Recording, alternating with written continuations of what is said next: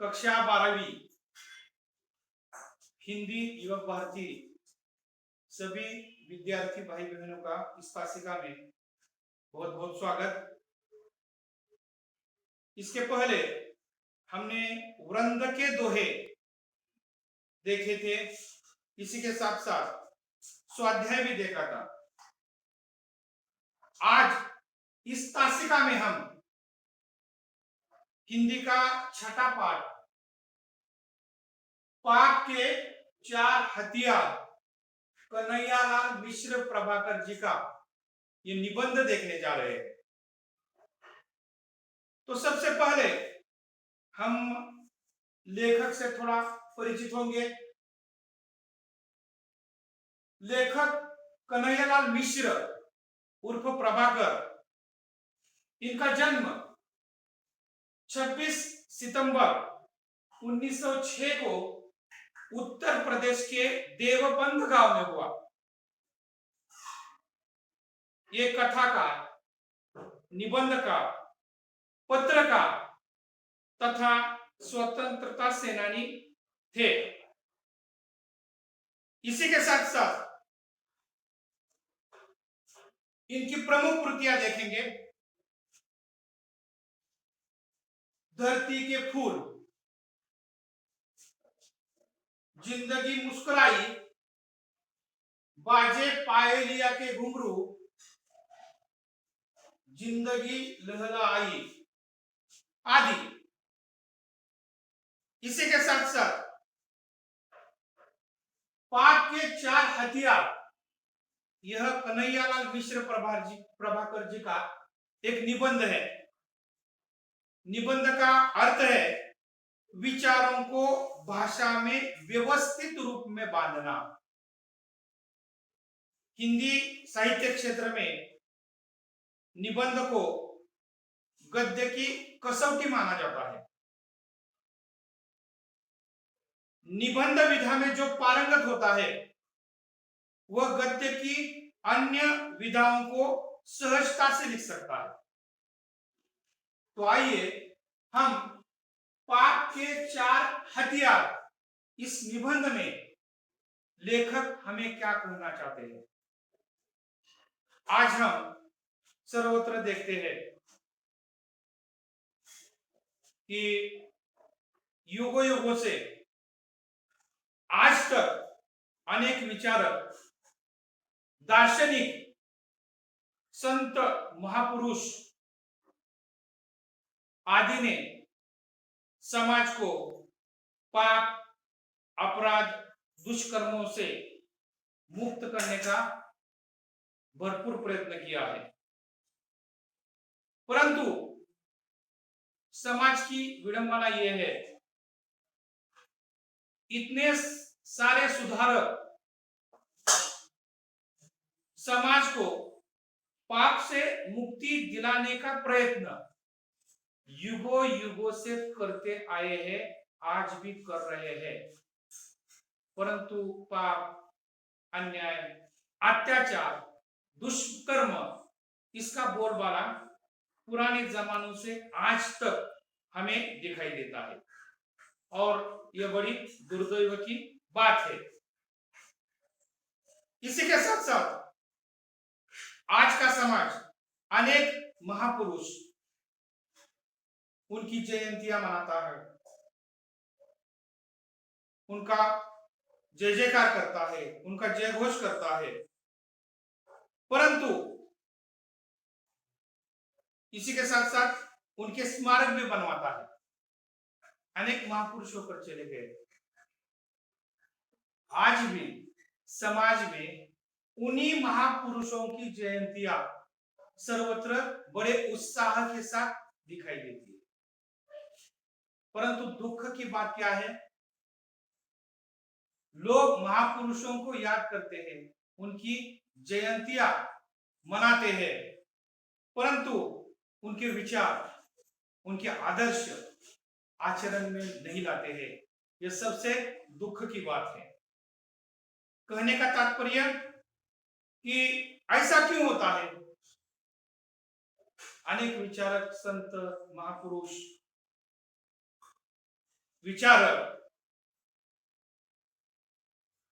अनेक दार्शनिक, इन्होंने भरपूर कोशिश की है समाज को पाप से मुक्त करने की, परंतु आज भी उसका बोलबाला सर्वत्र दिखाई देता है।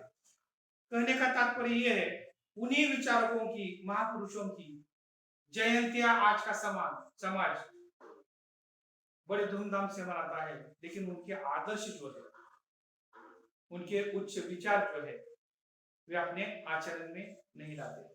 इसका कारण क्या है, यह बताने का प्रयत्न पाप के 4 हथियार इस निबंध के माध्यम से हमारे सामने लेखक ने अपने विचार प्रकट किए हैं। तो हम क्या करेंगे, एक एक परिच्छेद पढ़ेंगे। यह वैचारिक निबंध है, बाद में उसका स्पष्टीकरण भी हम समझ लेंगे।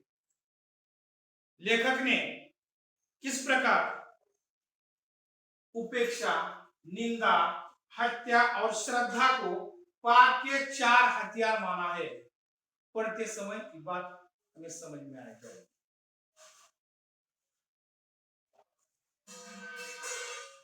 उपेक्षा, निंदा, हत्या और श्रद्धा, लेखक के कहने के अनुसार ये पाप के 4 हथियार है, पाप के 4 शस्त्र है, जिससे वह क्या करता है, जो सुधारक है, समाज को पीड़ा से, दुख से, पाप से, अन्याय अत्याचार से मुक्त करने वालों को ये विरोध करने वाले ये सारे शस्त्र है। लेकिन सुधारक क्या करते हैं, अपना काम करने का प्रयत्न करते हैं। फिर भी सुधारक मरते दम तक समाज को पाप से मुक्त करने का प्रयत्न करते हैं, परंतु सुधारक पूर्ण रूप में यशस्वी इसलिए नहीं होते कि पापी समाज इन हथियारों का उपयोग करता है, इन अस्त्रों का उपयोग करता है। किस प्रकार करता है, यह हम इस निबंध में देखेंगे। सबसे पहले हम एक एक परिच्छेद देखेंगे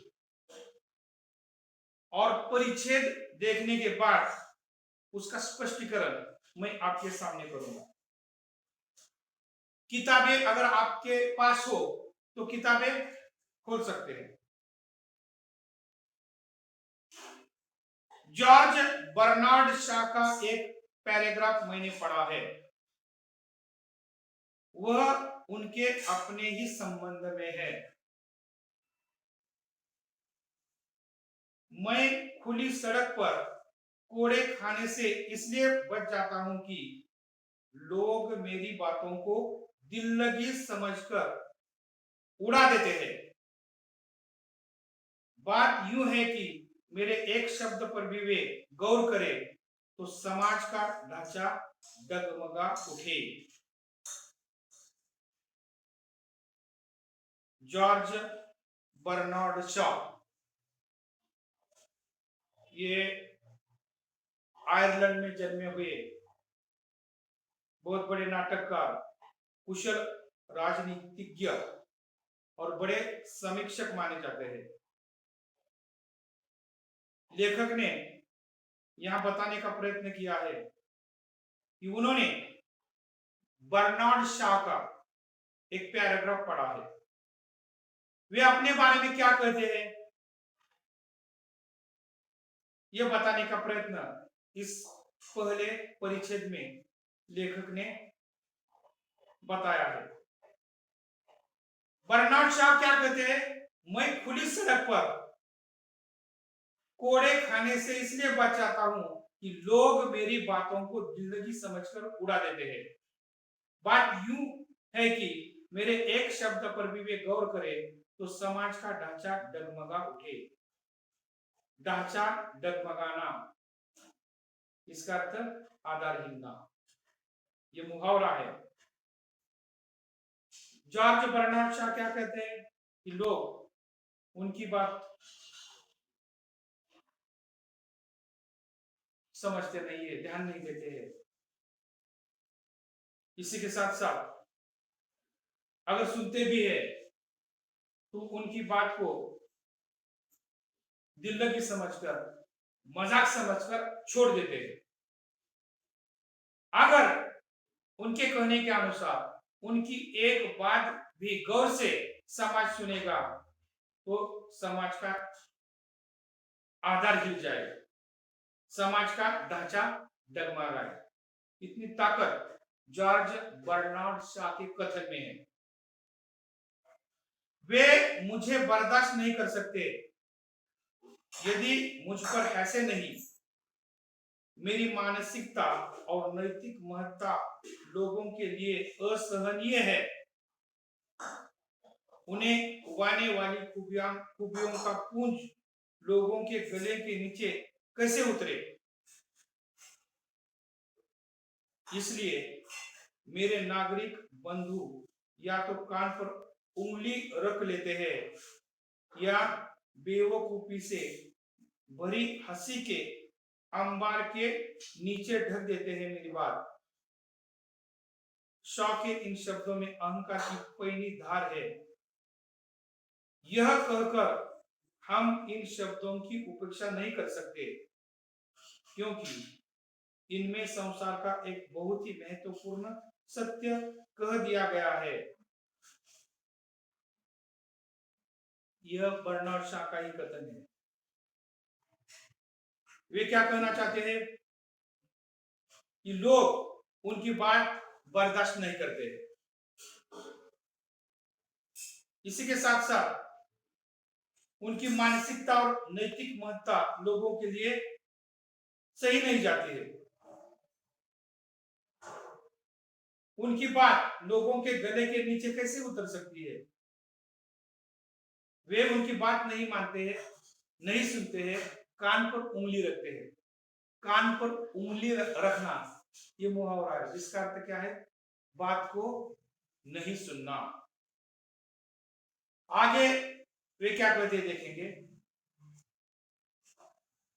संसार में पाप है, जीवन में दोष, व्यवस्था में अन्याय है, व्यवहार में अत्याचार, और इस तरह समाज पीड़ित और पीड़क वर्गों में बंट गया है।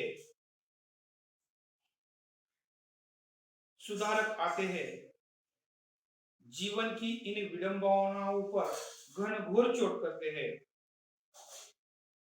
विडंबनाएं टूटती बिखरती नजर आती है, पर हम देखते हैं कि सुधारक चले जाते हैं और विडंबनाएं अपना काम करती रहती है। पहले से हमने देख लिया है कि संसार में, समाज में पाप है, अन्याय है, अत्याचार है, दुष्कर्म है, विभिन्न प्रकार के जीवन में दोष है। तो ये हमने देखा है। तो समाज दो वर्गों में बांटा गया है, पीड़ित और पीड़क। पीड़ित और पीड़क। पीड़क का अर्थ क्या है, पीड़ा पहुंचाने वाले, और पीड़ित जो पीड़ा को सहते हैं। तो समाज में ये दो वर्ग है।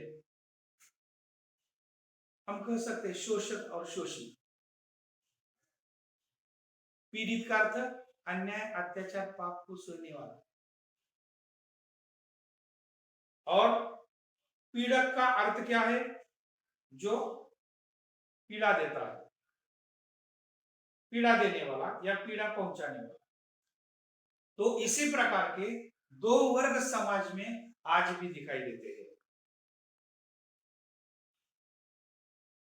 सुधारक क्या करते हैं। सुधारक का अर्थ जो समाज को सुधारना चाहते हैं, अन्याय, अत्याचार से, पाप से समाज को मुक्ति दिलाने चाहते हैं। ऐसे अनेक विचारक, महंत, संत दार्शनिक, अनेक लोग जो समाज का हित चाहते हैं, वे सुधारक क्या करते हैं? समाज को सुधारने का प्रयत्न करते हैं। वे चले जाते हैं और विडंबना का अर्थ उपहास अपना काम कर देते हैं। कहने का तात्पर्य, सुधारक युगों युगों से आए हैं, समाज को सुधारने का प्रयत्न उन्होंने किया है, अनेक सुधाकर चले भी गए हैं। आज वर्तमान काल में भी अनेक सुधारक समाज को पाप से मुक्ति दिलाने का काम कर रहे हैं, फिर भी समाज में पाप हमें आज भी दिखाई देता है। यह सबसे दुख की बात है। हम अगला परिचय देखेंगे। आखिर इस रहस्य क्या है? संसार में इतने महान पुरुष, सुधारक, तीर्थकर, अवतार, संत और पैगंबर आ चुके, पर यह संसार अभी तक वैसा का वैसा ही चल रहा है। इसे वे क्यों नहीं बदल पाए? लेखक के सामने कौन सा प्रश्न है? देखिए, वे क्या कहना चाहते हैं? युगों युगों से आज तक संसार में अनेक महापुरुष, सुधारक, तीर्थकर, अवतार, संत और पैगंबर आ चुके हैं। उन्होंने समाज को पाप से मुक्ति दिलाने का खूब प्रयत्न किया है, फिर भी उनका असर समाज पर जितना होना चाहिए उतना नहीं। इसका मतलब क्या है? समाज बदला नहीं है, वैसा का वैसा ही आज समाज दिखाई दे रहा है। लेखकों को प्रश्न पड़ता है कि वे सुधारक इसे क्यों नहीं बदल पाए? दूसरे शब्दों में, जीवन के पापों और विडंबनाओं के पास वह कौन सी शक्ति है जिससे वे सुधारकों के इन शक्तिशाली आक्रमणों को झेल जाते हैं और टुकड़े टुकड़े होकर बिखर नहीं जाते? लेखक को और एक प्रश्न पड़ता है। सुधारक, उनके पास भी बड़ी ताकत होती है, शक्ति होती है। वे पूरी ताकत लगाकर समाज को पाप से मुक्ति दिलाने का प्रयत्न करते हैं, फिर भी उन्हें उतनी सफलता नहीं मिलती। लेखक को प्रश्न पड़ता है कि पापी लोगों के पास ऐसी कौन सी शक्ति होती है इन सुधारकों के इन शक्तिशाली आक्रमणों को वे झेल पाते हैं। सुधारक भी उन पर क्या करते हैं? शक्तिशाली आक्रमण करते हैं, परंतु उनके टुकड़े टुकड़े नहीं होते हैं, वे बिखर नहीं जाते हैं। उनमें ऐसी कौन सी शक्ति होती है? शॉ ने इसका उत्तर दिया है कि मुझ पर हंसकर और इस रूप में मेरी उपेक्षा करके वे मुझे सह लेते हैं। यह मुहावरे की भाषा में सिर झुकाकर लहर को ऊपर से उतार देखते हैं। ध्यान दीजिए, बर्नार्ड शॉ जी ने इसका उत्तर दिया है कि लोग उनकी कुछ बातें अगर सुनते भी है तो वे उनकी बातों को सुनकर हंसते हैं, उसकी उपेक्षा करते हैं। यहाँ पर एक मुहावरा आ गया है, सिर झुकाकर लहर को ऊपर से उतार देना। इसका अर्थ क्या है? संकट को सिर झुकाकर गुजर जाने देना। मतलब ये लोग बर्नार्ड शाह की बातें सिर झुकाकर उतार देते हैं। मतलब उन्होंने कितना भी कहने का प्रयत्न क्यों किया न हो, कुछ लोग उनकी उपेक्षा करके सह लेते हैं और जैसे कि सिर झुकाकर इस संकट को गुजरने जाने देते हैं। शॉ की बात सच है, पर सच्चाई एकांगी है। एकांगी का अर्थ एक तरफ से।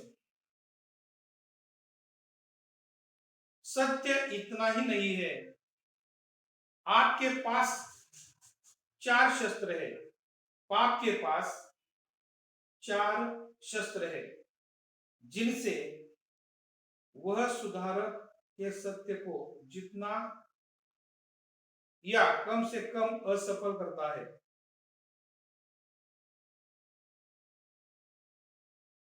फिर से पढ़ता हूं मैं। पाप के पास 4 शस्त्र है जिनसे वह सुधारक के सत्य को जीतता या कम से कम असफल करता है। मैंने जीवन का जो थोड़ा बहुत अध्ययन किया है उसके अनुसार पाप के 4 शस्त्र इस प्रकार है। शाह की बात लेखक आगे बढ़ाते हुए कहते हैं कि पाप के पास कितने शस्त्र है? 4 शस्त्र, 4 हथियार है। ये 4 हथियार सुधारक के सत्य को असफल करने की कोशिश करते हैं। सुधारक क्या करते हैं? अपना काम करते हैं और पाप के जो 4 हथियार है यह अपना काम करते हैं। कहने का तात्पर्य कि पाप के 4 हथियार उपेक्षा, निंदा, हत्या और श्रद्धा सुधारक को असफल बनाने का काम करते हैं।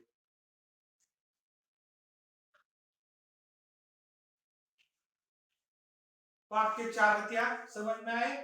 कौन से हैं? उपेक्षा, निंदा, हत्या और श्रद्धा। कृति पत्रिका में आकलन के हेतु कृति पूछी जा सकती है, जैसे कि पाप के 4 हथियार कृति पूर्ण कीजिए या आकृति पूर्ण कीजिए या कभी कभी संजाल पूर्ण कीजिए। पाप के 4 शस्त्र, पाप के 4 हथियार तो आप लिख सकते हैं उपेक्षा, निंदा, हत्या और श्रद्धा।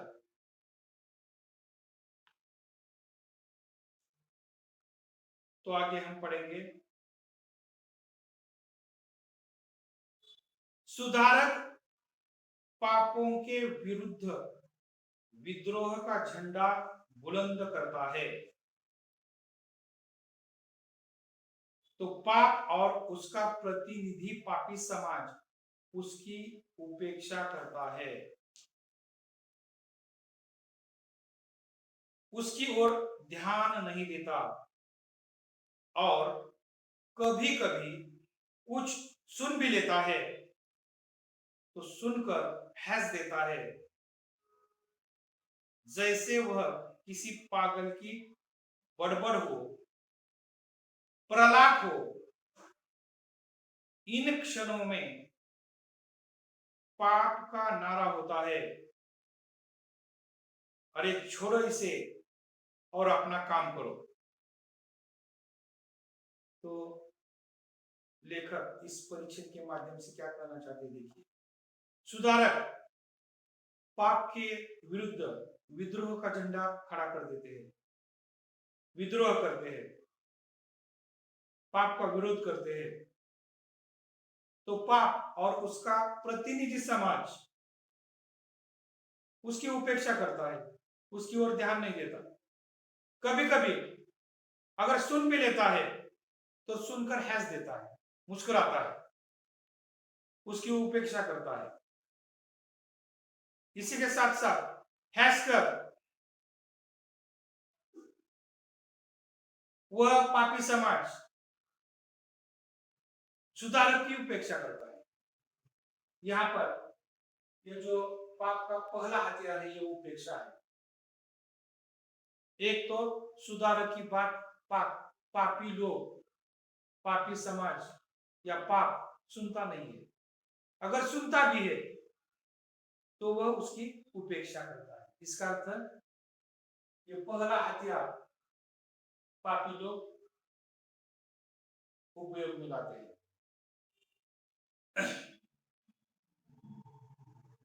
और इन्हीं क्षणों में पाप का नारा क्या होता है, देखिए, अरे छोड़ो इसे और अपना काम करो। मतलब सुधारक जो कुछ कहना चाहते हैं समाज सुधार के लिए, अच्छाई के लिए, पापी लोग, उनका प्रतिनिधि समाज कौन सा नारा लगा देता है, अरे छोड़ो इसे और अपना काम कर लो। तो इस प्रकार पाप के 4 हथियार इस पाठ का। पहला हथियार कौन सा है? उपेक्षा। सुधारक बहुत सुधारने का प्रयत्न करते हैं परंतु उनकी उपेक्षा की जाती है। सुधारक का सत्य उपेक्षा की इस रगड़ से कुछ और तेज हो जाता है। उसके स्वर अब पहले से कुछ पैने हो जाते हैं और कुछ ऊंचे भी। अब समाज का पाप विवश हो जाता है कि वह सुधारक की बात सुने। वो सुनता है और उस पर निंदा की बौछारें फेंकने लगता है। सुधारक सत्य और समाज के पाप के बीच यह गालियों की दीवार खड़ी करने का प्रयत्न है। जीवन अनुभवों का साक्षी है कि सुधारक के जो जितना समीप है वह उसका उतना ही बड़ा निंदक होता है। यही कारण है कि सुधारकों को प्रायः क्षेत्र बदलने पड़े हैं। इन क्षणों में पाप का नारा होता है, अजी बेवकूफ है, लोगों को बेवकूफ बनाना चाहता है। सुधारक उन्हें कितना भी कष्ट क्यों ना मिले, वे अपना काम कभी छोड़ते नहीं। वे अपना अच्छा काम करते ही रहते हैं। कहने का तात्पर्य उनकी उपेक्षा होने के बाद भी वे पीछे मुड़ते नहीं है।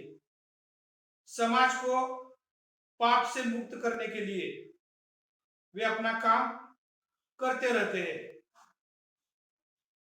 सुधारक उनका काम और भी तेज हो जाता है, उनका स्वर और भी पैना हो जाता है और पापी समाज सुधारक की ये बातें अगर सुनता भी है तो वो क्या करता है, पापी समाज, पापी लोग उनकी निंदा करता है। इसका अर्थ निंदा, दूसरे शस्त्र का वो उपयोग करता है। कहने का तात्पर्य पापी समाज, पापी लोग सुधारक की निंदा करने लगते हैं। वे बुरे किस्म के निंदक होते हैं। जिसके कारण कभी कभी सुधारकों को अपना क्षेत्र बदलना भी पड़ता है। तो वे किस प्रकार निंदा करते हैं? अजीब बेवकूफ है, लोगों को बेवकूफ बनाना चाहता है। कहने का तात्पर्य क्या है? सुधारक के पास जितने भी लोग होते हैं, जितने समीप होते हैं, वे उन सुधारकों की निंदा करते हैं और उसकी धार को कम करने की कोशिश करते हैं, उनको असफल बनाने का प्रयत्न करते हैं। इस प्रकार पापी लोग, पापी समाज निंदा इस हथियार का, इस शस्त्र का उपयोग करते हैं। तो इस प्रकार पाप के 4 हथियारों में से अब हमने पहले 2 हथियार देखिए, उपेक्षा और निंदा। कहने का तात्पर्य क्या है कि समाज के जितने भी महान पुरुष होकर चले गए हैं, सुधारक विचारक होकर चले गए हैं, संत होकर चले गए हैं, उन्होंने